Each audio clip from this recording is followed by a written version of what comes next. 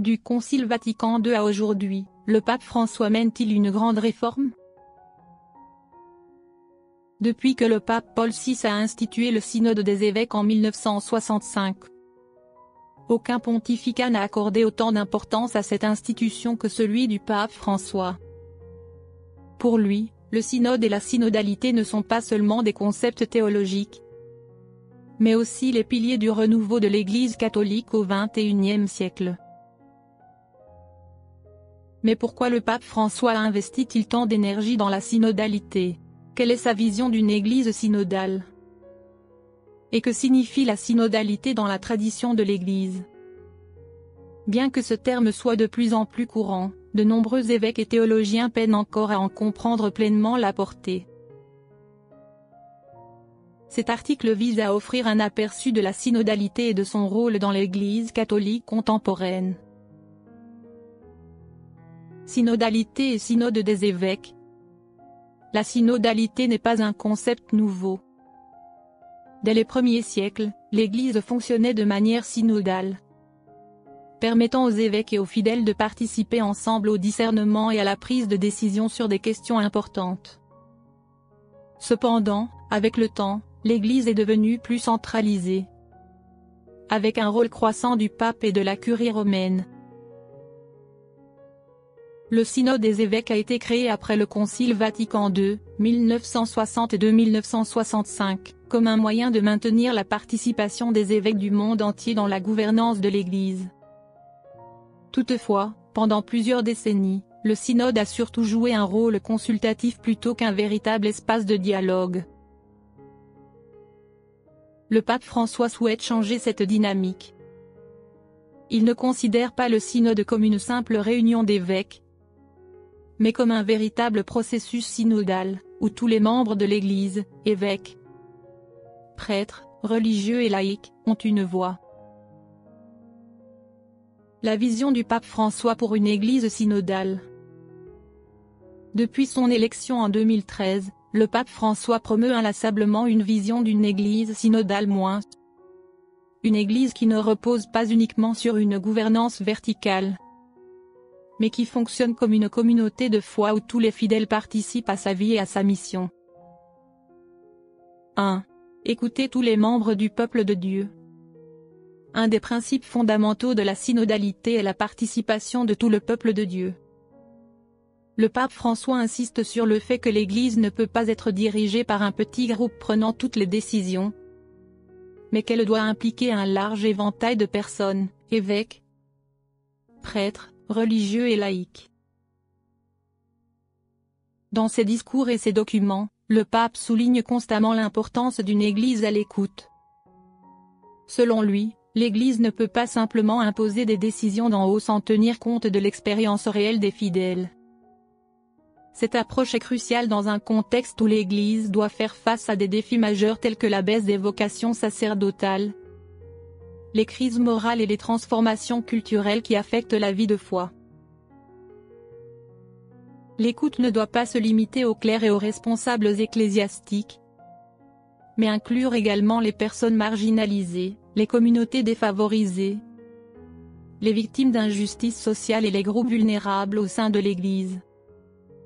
Lors du synode sur la synodalité, 2021-2024, le pape François a demandé à chaque diocèse du monde d'organiser des rencontres et des discussions avec les fidèles pour recueillir leurs avis sur la manière dont l'Église pourrait être plus proche de tous. 2. Le discernement basé sur le dialogue.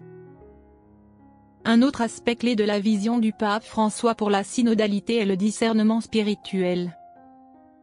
Il souligne que le synode ne doit pas être une simple réunion administrative ou un forum politique, mais un processus de discernement, où tous les membres de l'Église prient, réfléchissent et écoutent l'Esprit Saint ensemble.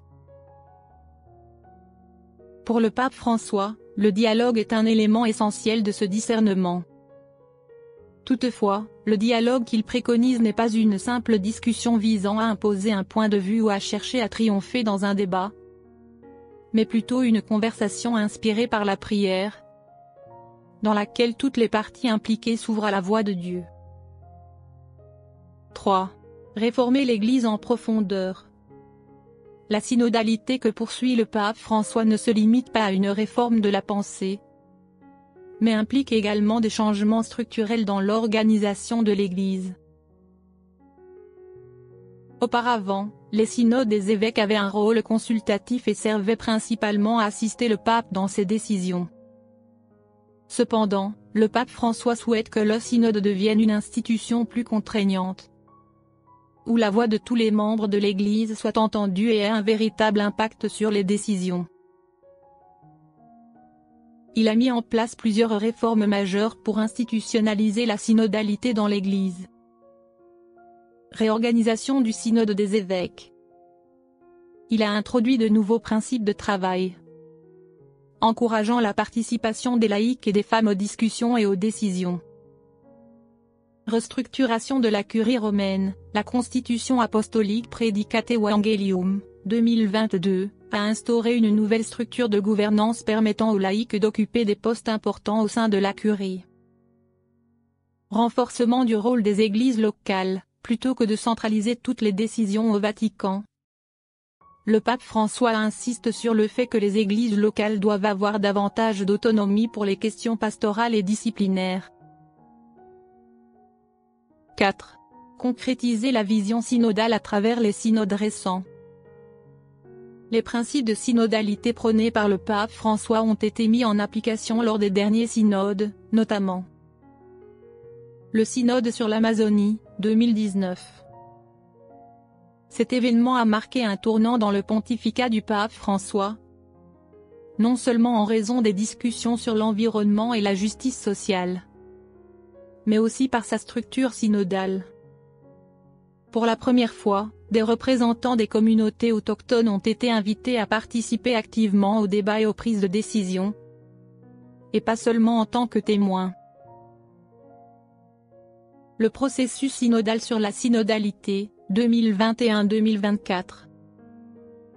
C'est la première fois dans l'histoire de l'Église qu'un processus synodal s'étend sur plusieurs années, en commençant au niveau diocésain, puis national, continental, avant de se conclure au Vatican. Cette approche permet une participation élargie de tous les fidèles, et non plus seulement des évêques. Expérience personnelle et réforme du synode. En 2012, lors du 13e synode des évêques sous Benoît XVI, j'ai pu observer le fonctionnement traditionnel du synode. À cette époque, les discussions se déroulaient dans un cadre rigide, où les évêques prenaient la parole successivement, mais sans réelle interaction. Sous le pontificat de François, ce modèle a radicalement changé. Lors des synodes récents, le dialogue est devenu plus ouvert. Des groupes de discussion plus restreints sont encouragés, et même des laïcs sont invités à participer activement. C'est une réforme majeure qui permet au synode d'être un véritable processus synodal, et non plus seulement un événement formel. L'accueil du Concile Vatican II, une nouvelle étape. Enfin, la vision du pape François pour une Église synodale ne constitue pas une rupture, mais plutôt une continuité avec le Concile Vatican II. Le Concile Vatican II a posé les bases d'une Église plus dialoguante, favorisant la participation des laïcs et mettant en avant le rôle des églises locales. Le pape François s'inscrit dans cette dynamique en concrétisant la synodalité dans la vie de l'Église, rendant celle-ci plus souple et plus réactive face aux défis contemporains. Conclusion. Pour le pape François, la synodalité n'est pas seulement un concept théologique, mais un mode de fonctionnement de l'Église au XXIe siècle. En réformant le synode des évêques, il met en œuvre la vision du Concile Vatican II et rend l'Église plus proche du peuple de Dieu. Cependant, la synodalité ne doit pas rester une initiative du pape ou des évêques, mais doit impliquer chaque catholique dans un processus de dialogue et de discernement commun. Ce n'est qu'à cette condition que l'Église pourra véritablement devenir une communauté de communion, de participation et de